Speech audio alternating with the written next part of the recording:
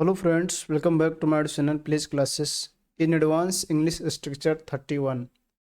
Dear friends, आपका अपने channel please classes में स्वागत है।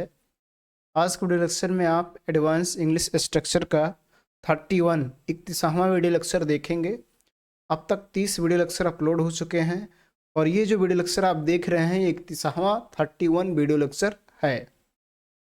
डियर फ्रेंड्स, मेरा आपसे रिक्वेस्ट है कि यदि आप उन वीडियो लेक्चर को ना देखे हों तो उनका एक प्लेलिस्ट बनाया गया है एडवांस इंग्लिश स्ट्रक्चर के नाम से, और उसको चैनल पे आप जाएंगे तो प्लेलिस्ट सेक्शन में आपको मिल जाएंगे।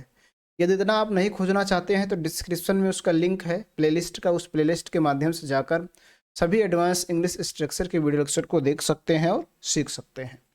डियर फ्रेंड्स, इस वीडियो लेक्चर में ये आप सीखेंगे एडवांस इंग्लिश स्ट्रक्चर का 31वां वीडियो लेक्चर है और इसमें तीन टाइप्स के सेंटेंस हैं।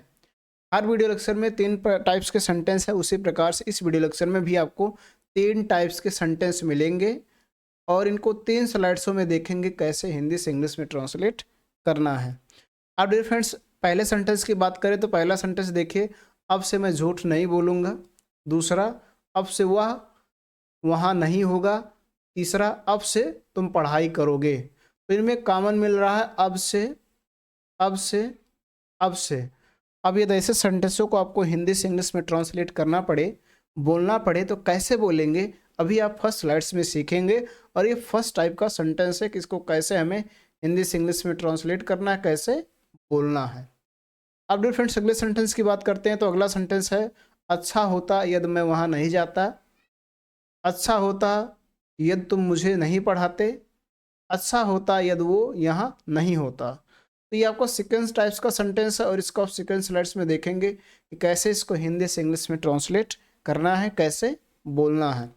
इसी प्रकार से डियर फ्रेंड्स, अगले सेंटेंस की बात कर लेते हैं। सातवां, मैं चाहकर भी खुद को नहीं रोक पाया।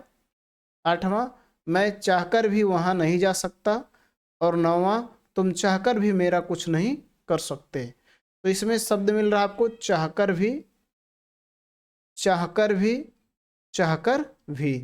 तो यदि ऐसे सेंटेंस ऐसे वर्ड किसी सेंटेंस में आ रहे हैं तो उनका हिंदी से इंग्लिश में ट्रांसलेट कैसे करेंगे, कैसे बोलेंगे, इसको आप थर्ड स्लाइड्स में सीखेंगे। ये थर्ड टाइप सेंटेंस है, इसको कैसे हिंदी से इंग्लिश में ट्रांसलेट करना है, कैसे बोलना है।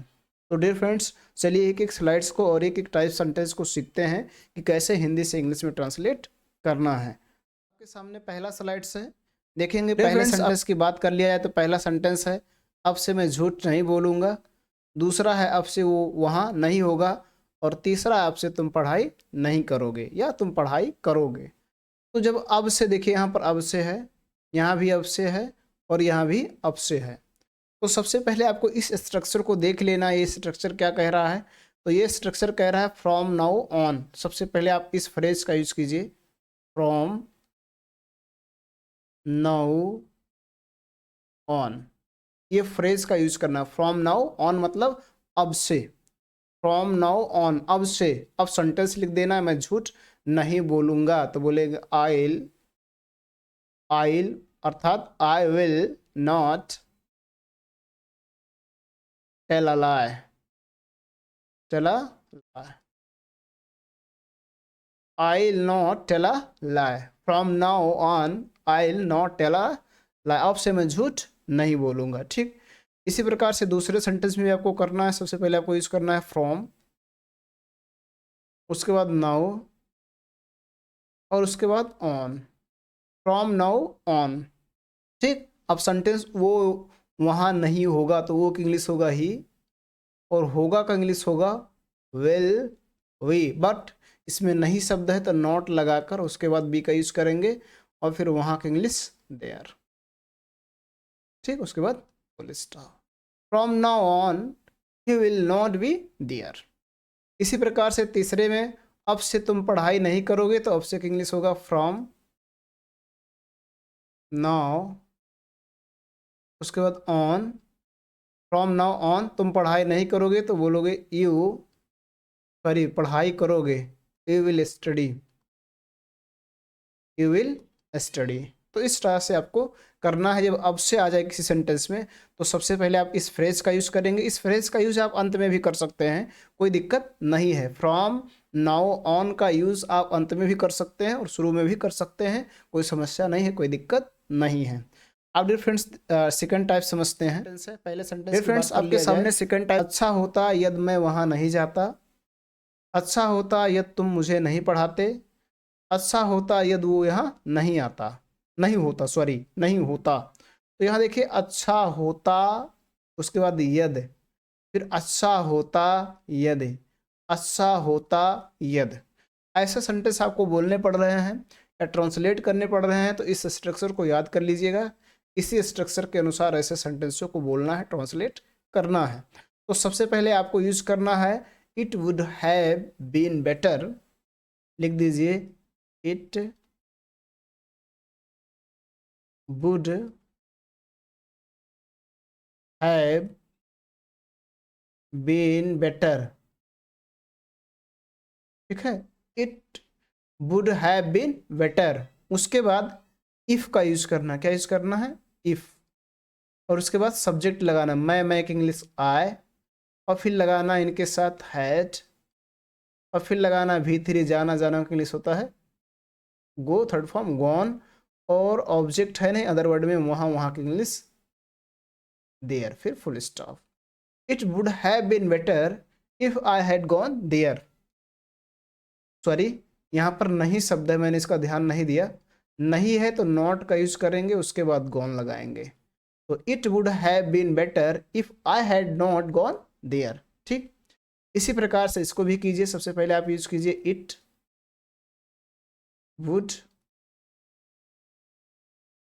Have been better, it would have been better. उसके बाद यूज करना इफ, उसके बाद सब्जेक्ट तुम, तो तुम की इंग्लिश यू, उसके बाद लगाना हैड, उसके बाद इसमें भी नहीं है तो नॉट लगा दीजिए, और फिर थर्ड फॉर्म लगाइए टीच का थर्ड फॉर्म टॉट, और ऑब्जेक्ट मुझे, मुझे की English me. It would have been better if you had not taught me, ठीक। इसी प्रकार से तीसरे सेंटेंस को समझिए। अच्छा होता तो बोलेंगे it would have been better, it would have been better, उसके बाद इफ का यूज करेंगे, फिर सब्जेक्ट वो की इंग्लिश ही, फिर उसके बाद हैड, फिर इसमें भी नहीं है तो नॉट, और उसके बाद V3 होना, होना का इंग्लिश होता है वी, थर्ड फॉर्म लगाएंगे विन, और यहाँ की English here. It would have been better if he had not been here. तो इस तरह से आपको करना है। जब किसी सेंटेंस में अच्छा होता यदि, तो it would have been better लगाना है, फिर इफ लगाना यदि के लिए, फिर सब्जेक्ट आगे वाले सेंटेंस को देखेंगे, उसके बाद हैड लगाएंगे, फिर V3 लगाएंगे, फिर ऑब्जेक्ट लगाएंगे, फिर अदर वर्ड। इस तरह से आपका सेंटेंस हो जाएगा कंप्लीट, और आप इंग्लिश को आसानी से बोल पाएंगे, ट्रांसलेट कर पाएंगे। डियर फ्रेंड्स, मैं उम्मीद करता हूं आपको सेकंड टाइप सेंटेंस समझ में आ गया होगा। अब आपके सामने स्क्रीन पर है third type sentence. Third type sentence है, फ्रेंड्स आपके सामने स्क्रीन पर ट्रांसलेट करेंगे। तो ये देखिएगा, पहला सेंटेंस को देखा जाए, मैं चाहकर भी खुद को नहीं रोक पाया, दूसरा वह चाहकर भी वह नहीं जा सकता, और तीसरा तुम चाहकर भी मेरा कुछ नहीं कर सकते। तो मैं चाहकर भी खुद को नहीं रोक पाया, तो सबसे पहले ये ध्यान देना है, सबसे पहले आपको सेंटेंस लिखना है। तो सेंटेंस क्या, मैं चाहकर खुद को भी नहीं रोक पाया। तो चाहकर की अभी इंग्लिश बाद में लगाएंगे, लेकिन इतना बनाएंगे, मैं खुद नहीं रोक पाया, खुद को नहीं रोक पाया, तो बोलेंगे सेंटेंस में आई रोक पाया, तो कुड का यूज होगा, और नहीं शब्द है तो नॉट का यूज होगा, आई कुड नॉट। और रोकना, रोकना का इंग्लिश होता है स्टॉप, इसके साथ फर्स्ट फॉर्म ही लगेगा, आई could not stop, I could not stop. और कह रहा खुद को, तो खुद को my self, I could not stop my self. कह रहा चाहकर भी, तो अब आपको यूज करना है इवन इफ, क्या लगाना, इवन इफ। अब ध्यान दीजिएगा, यहाँ भी सेंटेंस लिखा, यहाँ भी सेंटेंस मतलब जो यहाँ पर सब्जेक्ट है वही सब्जेक्ट लगाएंगे, और चाहना, चाहना का इंग्लिश होता है वांट, तो वांट लगाएंगे। और ये टेंस देख लेंगे, यहाँ पर देखिए कुड लगा है अर्थात पास्ट टेंस में है, तो यहाँ हो जाएगा वांटेड और उसके बाद आपको लगा देना है टू। यही आपका सेंटेंस ये लिखा है, इतना ही करना है। जो सब्जेक्ट शुरू में रहेगा वही सब्जेक्ट यहाँ पर रहेगा, जिस टेंस में ये रहेगा उसी टेंस में ये भी रहेगा। तो I could not stop myself even if I wanted to. ठीक है, I want, even if I wanted to का मतलब चाहकर भी। ठीक, इसी प्रकार से दूसरे को समझिए, वह चाहकर भी वह नहीं जा सकता, तो बोलेंगे ही जा सकता, तो कैन का यूज होगा, cannot, he cannot go there, he cannot go there, वह वहां नहीं जा सकता। अब उसके बाद आपको लगाना है इवन इफ, और उसके बाद सब्जेक्ट यहाँ पर ही है तो यहाँ भी होगा, क्योंकि ये प्रेजेंट टेंस में है तो ये भी प्रेजेंट टेंस में रहेगा, वांट हो जाएगा, और वांट नहीं हो जाएगा वांट्स टू, फिर full stop, he can not go there even if he wants to. ठीक है, इसी प्रकार से इसको भी समझ लेते हैं, तुम चाहकर भी मेरा कुछ नहीं कर सकते। तो सबसे पहले यू की इंग्लिश यू लगाएंगे, सॉरी तुम की इंग्लिश, फिर कैनॉट, कैनॉट के इस फॉर्म कॉन्ट्रैक्शन फॉर्म का यूज कर सकते हैं, कॉन्ट, यू कॉन्ट, उसके बाद लगाएंगे V1 do, you can't do, you can't do me anything, anything, you can't do me anything, चाहकर भी तो अभी यूज करेंगे इवन इफ, और यहाँ पर सब्जेक्ट आपका यू है तो यू का यूज करेंगे, क्योंकि यहाँ पर प्रेजेंट टेंस है इसलिए वांट का यूज करेंगे, यस नहीं लगेगा, फिर टू लगाना है, फिर फुल स्टॉप लगा देना है।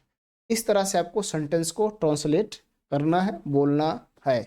तो इसलिए दो यहाँ पर देखिए, यहाँ भी सेंटेंस लिखा है, यहाँ भी सेंटेंस, इस सेंटेंस में जो शुरू का सब्जेक्ट होगा वही सब्जेक्ट होगा, और यहाँ पर वांट लगाया जाएगा, लेकिन टेंस को देखकर, टेंस के फॉर्म के अनुसार, अगर प्रेजेंट टेंस है तो प्रेजेंट टेंस में ये यूज होगा, पास्ट टेंस में है तो पास्ट टेंस में यूज होगा। जैसे यहाँ देखिए वांटेड है, यहाँ पर वांट्स है, यहाँ पर वांट है, तो इतना आपको ध्यान रखना है, और इसी रूल से ऐसे सेंटेंसों को आसानी से हिंदी से इंग्लिश में ट्रांसलेट कर सकते हैं।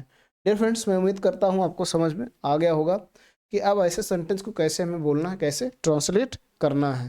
फिर भी अगर आपको कहीं लग रहा है कि मुझे ये समस्या है, मेरा ये क्लियर नहीं हुआ, तो कमेंट बॉक्स में लिखिए, आपके कमेंट की रिप्लाई दी जाएगी। वीडियो पसंद आया हो तो लाइक करें, चैनल पर पहली बार आए हो तो आपसे मेरी रिक्वेस्ट है कि चैनल को सब्सक्राइब करें, साथ साथ बेल आइकन भी प्रेस करें, ताकि जब मैं वीडियो अपलोड करूँ उसका नोटिफिकेशन आपको मिलता रहे। आज के वीडियो लेक्चर में इतना ही, धन्यवाद।